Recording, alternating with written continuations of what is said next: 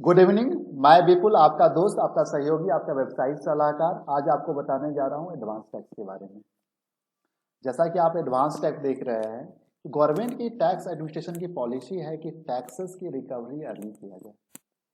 जैसा कि आप देखते हैं कि आपका जो जो इनकम होता है, करेंट ईयर का फाइनेंशियल ईयर का जो इनकम होता है, उस पर आपको एडवांस में आपको टैक्स जमा कराना होता है। तो गवर्नमेंट जो है आपका जो एडवांस टैक्सेस जो है, जैसे टीडीएस टीसीएस एडवांस टैक्स के फॉर्म में आपके जो पूरे टैक्स पहले ही आपके डिडक्ट कर लेती है। देखिए, इसका पीछे एक लॉजिक भी है कि अगर किसी के पास अगर टैक्सेस किसी देना हो और इसके बर्डन बहुत ज़्यादा हो, तो अगर एक बार में हम उससे मांगेंगे तो डिफॉल्ट करने के चांसेस भी ज़्यादा हैं। तो गवर्नमेंट अपने इस पॉलिसी के अंदर आपके इंस्टॉलमेंट में आपसे टैक्सेस की रिकवरी करती है। जैसा कि आप देख रहे होंगे एडवांस टैक्स में मैंने इसको लिखा है tax advance tax management tools. ठीक है, ये एक देखिए आप इवन टैक्स मैनेजमेंट नहीं, आप इसको कहीं पूरा बिजनेस मैनेजमेंट का एक टूल है, क्योंकि आपको एडवांस टैक्स जो है आपकी एक लायबिलिटी है जो आपको पे करना है, इंस्टॉलमेंट में पे करना है। ठीक है, अगर आप इसको डिफॉल्ट करते हो या फिर ड्यू डेट पे आप डिपॉजिट नहीं करते हो तो आपको इंटरेस्ट के रूप में यहाँ पर टैक्स का बर्डन आता है। इसके अलावा आपको आपके बिजनेस के लिए आपको लिक्विडिटी मैनेज करना होता है, वर्किंग कैपिटल मैनेज करना पड़ता है, तो सब पर इसका प्रभाव पड़ता है। तो हम इसलिए इसे हम कर रहे हैं एडवांस टैक्स का जो मैनेजमेंट आपका पूरे बिजनेस का मैनेजमेंट है। तो आइए हम देखते हैं इस वीडियो में हम आपको बताएंगे कि एडवांस टैक्स के बारे में इनकम टैक्स एक्ट क्या कहता है, इनकम टैक्स लॉ क्या कहता है, और इसके एडवांस टैक्स के लिए कौन एसएससी है, टैक्स पेयर है जो एडवांस टैक्स के लिए लायबल है पे करने के लिए, क्या कोई इसके एक्सेप्शन भी हैं, और अगर हम एडवांस टैक्स टाइमली अगर डिपॉजिट हम नहीं करते हैं तो उसके क्या कॉन्सिक्वेंसेस हैं, कितने अमाउंट होंगे एडवांस टैक्स का, क्या ड्यू डेट होगा। और हम वीडियो के लास्ट में आपको हम बताएंगे कि टैक्स प्लानिंग के लिए एडवांस टैक्स में हम टैक्स की प्लानिंग कैसे कर सकते हैं, सो डैट आपको टैक्स का मैक्सिमम बेनिफिट आपको मिल सके आपको। तो हम देखेंगे आज, आइए वीडियो में हम चलिए सबसे पहले हम देखते हैं कि एडवांस टैक्स होता क्या है। तो जैसा कि आप देख रहे हैं कि वर्ड है कि एडवांस टैक्स। एडवांस का मतलब होता है कि आप एडवांस में सब पहले अग्रिम आप किसी चीज को जमा करा दे रहे हो। तो आप जैसे कि फाइनेंशियल ईयर अगर होता है, मतलब जैसे फाइनेंशियल ईयर अगर मान लीजिए अभी चल रहा है आपका 20-21, ठीक है, आपका असेसमेंट ईयर है 21-22, तो आपका चूंकि टैक्स जो होगा, जो टैक्स अगर इस साल का जो प्रीवियस ईयर्स में जो टैक्स बनेगा, इसका टैक्स की ऐसी लायबिलिटी ऐसे असेसमेंट ईयर में आएगी आपकी। लेकिन एडवांस टैक्स में क्या होता है कि एडवांस टैक्स में आपको टैक्स पहले ही रिकवर कर लिया जाता है। तो एडवांस टैक्स का मतलब टैक्स जो आप पे करते हो इसी फाइनेंशियल ईयर में, जो आपके असेसमेंट ईयर के पहले फाइनेंशियल ईयर है। ठीक है, असेसमेंट ईयर जैसे जैसे 21-22 है तो उसके ठीक पहले जो फाइनेंशियल ईयर है 20-21 है, उसमें ही आपको एडवांस टैक्स देना होता है। ये एडवांस टैक्स का जो हम कैलकुलेशन करते हैं, तो इसको हम कैलकुलेट करते हैं कि हम क्या करते हैं कि पूरे जो फाइनेंशियल ईयर का जो टोटल इनकम होता है उसको हम पहले एस्टिमेट करते हैं और करेंट टैक्स रेट से उसको अप्लाई करके हम एडवांस टैक्स लायबिलिटी कैलकुलेट करते हैं। इसमें टीडीएस टीसीएस मैट क्रेडिट को आपको डिडक्ट कर दिया जाता है, सो डैट आपकी एडवांस टैक्स लायबिलिटी उससे रिड्यूस हो जाएगी। अब आइए हम देखते हैं कि एडवांस टैक्स के लिए हु इज लायबल टू पे एडवांस टैक्स। एडवांस टैक्स के लिए देने की लायबिलिटी किसकी है, किस टैक्स पेयर की एडवांस टैक्स देने की लायबिलिटी है। तो एवरी एसएससी जिसकी एडवांस टैक्स लायबिलिटी 10,000 या उससे ज्यादा बनती है, उसको एडवांस टैक्स पे करना जरूरी होता है। इसके हाँ जी, इसकी एक्सेप्शन है कि रेजिडेंट सीनियर सिटीजन जिसकी इनकम बिजनेस एंड प्रोफेशन से नहीं होती है, उसको इससे छूट दी गई है कि एडवांस टैक्स जमा कराने की जरूरत नहीं होती है।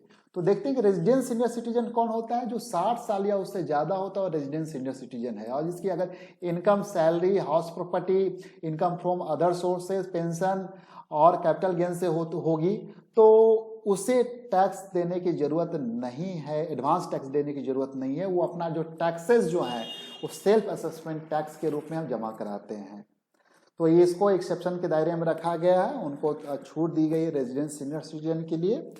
अब आइए हम देखते हैं कि एडवांस टैक्स के ड्यू डेट क्या होते हैं और कितने अमाउंट का, मतलब कि इंस्टॉलमेंट क्या बनता है एडवांस टैक्स का।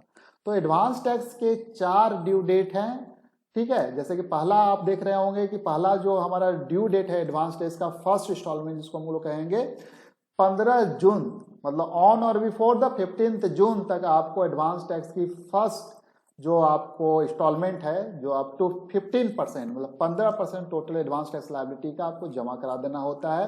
सेकेंड इंस्टॉलमेंट जो होता है 15 सितंबर तक आपको होता है, जिसमें up to 45% of the advance tax liability जमा करानी देनी होती है। थर्ड इंस्टॉलमेंट जो होता है 15 दिसंबर तक होता है, जिसमें 75% तक एडवांस टैक्स लायबिलिटी जमा करा देनी होती है। And fourth instalment and fourth and final instalment जो होता है आपका 15 मार्च तक होता है, जिसमें up to 100% of advance tax liability आपको जमा करानी होती है। तो ये तो था हमारा ड्यू डेट और अमाउंट ऑफ एडवांस टैक्स कितना जमा कराना है, ये हमने देखा। अब आइए इसको आगे देखते हैं हम कि अगर हम जो लास्ट इंस्टॉलमेंट है 15 मार्च तक, अगर हम 15 मार्च तक जमा ना करा के अगर 31 मार्च तक अगर उसको भी कराते हैं तो भी वो एडवांस टैक्स से ट्रीट किया जाएगा और आपको कंसीडर किया जाएगा कि आपने एडवांस टैक्स के कंप्लायंसेस किए हैं। अच्छा, एक इंटरेस्टिंग चीज है जो आप देखिएगा कि जो टैक्स पेयर जब प्रिजम्पशन टैक्सेशन स्कीम में आते हैं, जैसे कि 44 AD में, जैसे जहां देखते होंगे प्रिजम्पशन बेसिस पे वो अपना 2 करोड़ तक अगर टर्नओवर है तो प्रिजम्पशन बेसिस पे 8% या 6% जो है जो टोटल टर्नओवर का इनकम डिक्लेयर करते हैं और उस पर टैक्स जमा कराते हैं कैलकुलेट करके। और 44 AD है जो प्रोफेशनल्स हैं, चार्टर्ड अकाउंटेंट हैं, कंपनी सेक्रेटरी हैं, लॉयर्स हैं, डॉक्टर हैं या आर्किटेक्ट हैं, तो ये 44 ADA का बेनिफिट ले सकते हैं अगर उनका टोटल रिसिप्ट है जो 50 लाख से ज़्यादा नहीं है, तो अपने जो टोटल रिसिप्ट का 50% वो अपना इनकम ऑफर करते हैं और उस पर टैक्स कैलकुलेट करके जमा कराते हैं। तो जो ये प्रिजम्पशन बेनिफिट का जो टैक्सेशन स्कीम का जो बेनिफिट उठाते हैं, ऑप्शन अवेल करते हैं, उनके लिए एक सिंगल इंस्टॉलमेंट है 15 मार्च, मतलब 15 मार्च तक उनको जमा करा देना है एडवांस टैक्स। उनके लिए 4 इंस्टॉलमेंट नहीं है, उनके लिए ओनली 15 मार्च है जो उनका 1 इंस्टॉलमेंट है जिसमें जमा कराना होता है।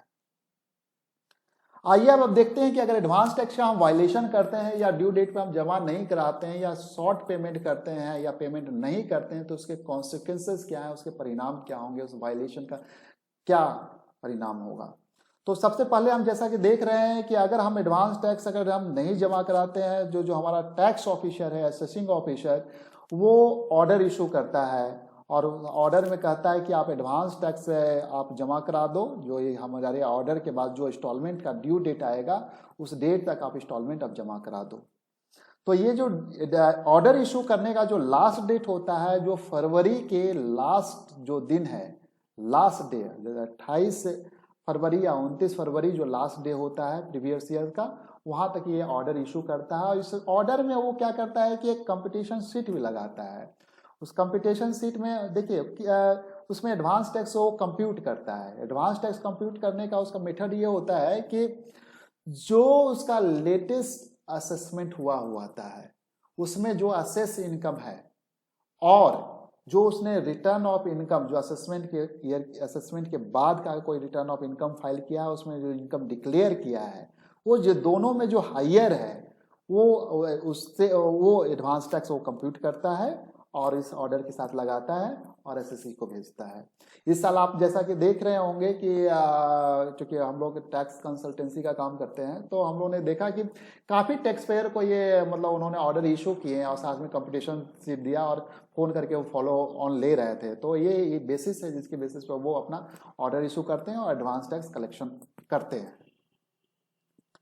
आइए देखते हैं कि अगर हम एडवांस टैक्स जो है अगर हम डिपॉजिट नहीं कराते हैं या फिर कम डिपॉजिट कराते हैं तो उस पे हमारे क्या कॉन्सिक्वेंसेस होंगे। उस पर कॉन्सिक्वेंसेस ये आता है कि 234 सेक्शन 234B के अंदर आपको इंटरेस्ट लेवी होता है। लेकिन इसमें एक बड़ी ध्यान देने वाली बात है कि अगर एडवांस जो टोटल एडवांस टैक्स आपकी जितनी भी बनती है, अगर उसका 90% तक अगर आप एडवांस टैक्स जमा करा देते हैं तो आपको ये इंटरेस्ट देनी नहीं पड़ेगी। सपोज मान लीजिए आपका 10 lakh total advance tax liability बनती है, आपने 9 लाख का अगर जमा करा दिया है, ठीक है, मतलब 90% जमा करा दिया है या उससे ज़्यादा जमा करा दिया है, तो आपको ये इंटरेस्ट नहीं देना पड़ेगा।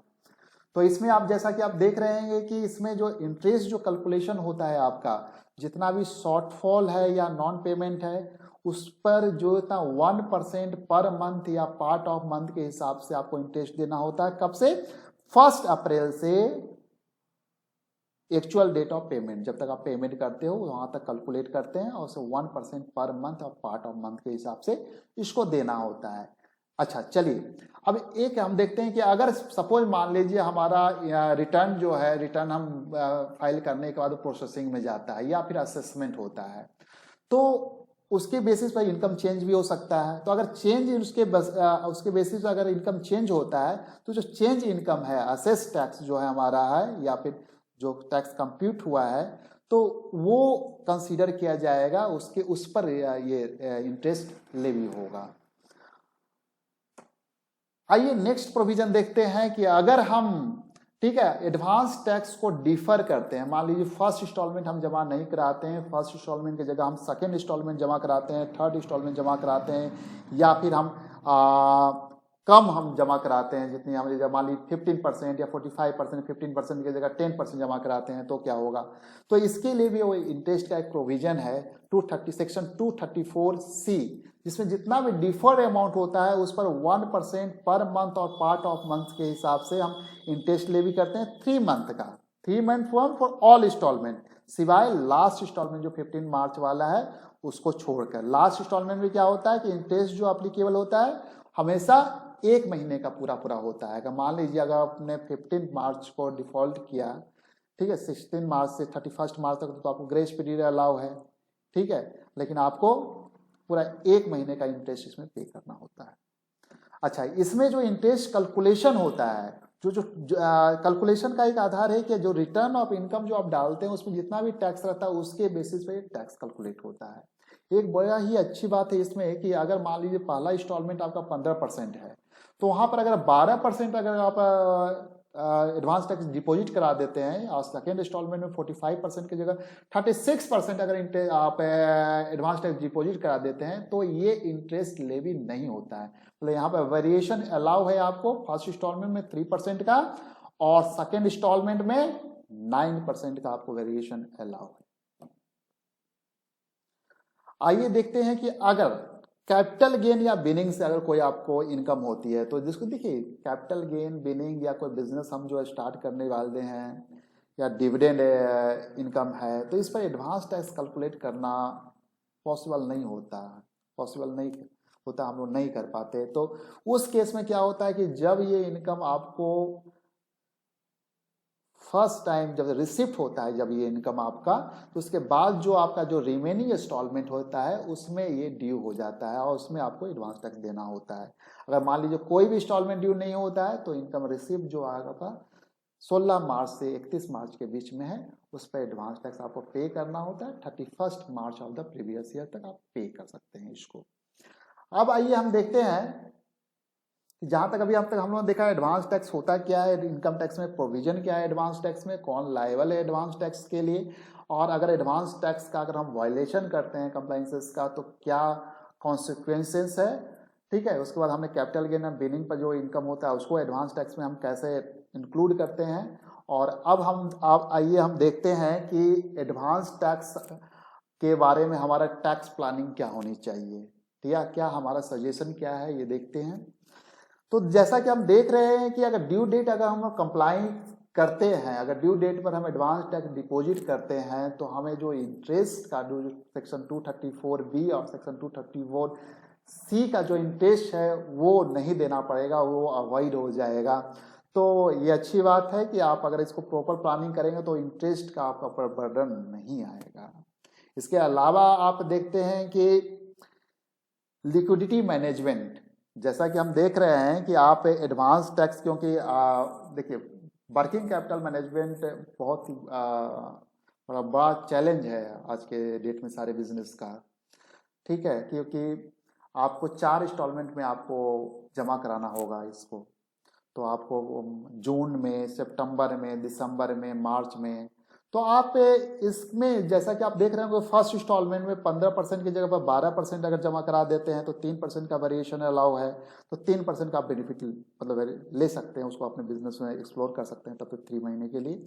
और नेक्स्ट इंस्टॉलमेंट में आपको 45% की जगह 36% अगर आप करा देते हैं तो 9% का वेरिएशन जो है अब इसी फंड को आप यूज कर सकते हैं। तो इस तरह आप लिक्विडिटी को मैनेज कर सकते हैं। लास्ट फाइनल जो इंस्टॉलमेंट है आप 15 मार्च आपका लास्ट ड्यू डेट है, उसको आप 31 मार्च तक देकर में 15 दिन का आपको ग्रेस पीरियड मिलता है। तो यहाँ भी आप लिक्विडिटी को मैनेज कर सकते हैं। इसके अलावा आप जैसा कि देख रहे हैं 234B में देख रहे हो कि अगर आप पूरे जो टोटल एडवांस टैक्स लायबिलिटी जो आ रही है उसका अगर 90% अगर आप जमा करा देते हैं और 10% अगर बचा हुआ रहता है तो आपको वो इंटरेस्ट लेवी नहीं होगा जो अप्रैल से लेके आपको जब तक जमा कराते हैं तब तक का होता है 1% पर मंथ और पार्ट ऑफ मंथ का, तो वो इंटरेस्ट आपको नहीं देना पड़ेगा। तो 10% का फंड आप फर्दर आप बिजनेस में आप यूज कर सकते हो। तो ये आपका लिक्विडिटी मैनेजमेंट का एक पार्ट है जो आप जहाँ पर आप एडवांस टैक्स की लायबिलिटी को टैक्स प्लानिंग मतलब टैक्स में जो प्रोविजन है उसके अंदर आप उसको कंप्लाई करते हुए अपने बिजनेस में यूज कर सकते हो।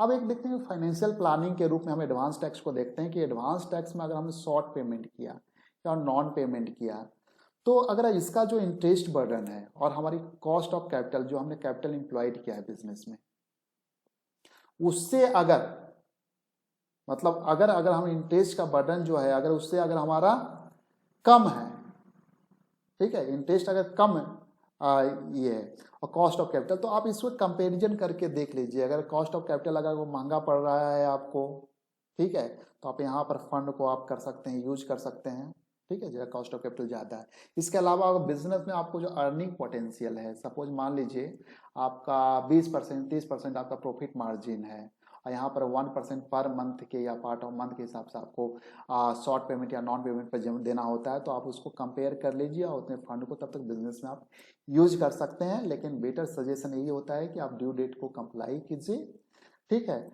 और प्लानिंग कीजिए इसको टैक्स को। इसके अलावा अभी जैसा कि हम देख रहे हैं कि कोविड रिलीफ के अंदर जो 31 मार्च तक जो आपका जो ड्यू डेट था एडवांस टैक्स का, फाइनल एडवांस टैक्स का, उसको बढ़ाकर उन्होंने 30 जून 2020 तक कर दिया है। तो आपको थोड़ा सा इसमें रिलीफ फाइनल इंस्टॉलमेंट में इस साल जो है फाइनेंशियल ईयर 19-20 में रिलीफ मिल गया है, आपको 3 महीने का रिलीफ मिला हुआ है जिसको आप इसका बेनिफिट आप लोग उठाइए, ठीक है। आशा करते हैं इस वीडियो से आपको लाभ हुआ होगा और हम लोग का यही प्रयास है कि इसके थ्रू आपको इनकम टैक्स के प्रोविजन के थ्रू और इसके प्लानिंग टैक्स प्लानिंग के थ्रू आपको हम बेटर सजेशन देते रहें सो डेट आप टैक्स को सेव कर सकें और टैक्स को प्लान कर सकें। देखिए tax planning right of everyone, tax की प्लानिंग हर किसी का एक राइट है, ठीक है। अगर इनकम टैक्स के प्रोविजन में अगर इस तरह के बेनिफिट दिए हुए हैं तो उस बेनिफिट का लाभ उठाते हुए आप टैक्स को प्लान कीजिए, ठीक है। टैक्स बर्डन को आप मिनिमाइज कीजिए, उस जो हमारी जो बेनिफिशियल प्रोविजन है उसका लाभ उठाते हुए। तो हम लोग का हमेशा यह प्रयास होता है कि आपकी टैक्स बेटर टैक्स प्लानिंग हो, आपके कम से कम टैक्स लगे, ठीक है, आप लॉ कंप्लाइंट सिटीजन बने। तो इसके लिए हम लोग प्रयत्न करते रहते हैं। तो आशा करते हैं कि इस वीडियो से देखकर आपको कुछ एडवांस टैक्स के बारे में बेसिक जानकारी हुई होगी और आपको बिजनेस प्लान करने में आपको सहायता मिलेगी इससे। तो अगर इसके रिगार्डिंग आपको किसी तरह का कोई भी कमेंट है तो आप या तो मेल कर सकते हैं हमारे इस ईमेल आईडी पे rsbkeducationalservices@gmail.com या फिर आप कॉल कर सकते हैं 9304027546 पे, या फिर आप कमेंट्स बॉक्स में इसे कमेंट्स डाल सकते हैं सो डेट हम लोग आपको रिप्लाई कर सकें इसको। तो आशा करते हैं कि आपके ये जो कोविड का जो संकट चल रहा है इसमें आप अपने बिजनेस को मैनेज कीजिए अच्छी तरह से। हम लोग की सबकी शुभकामनाएं हैं। Thank you so much for watching this video. Thank you so much.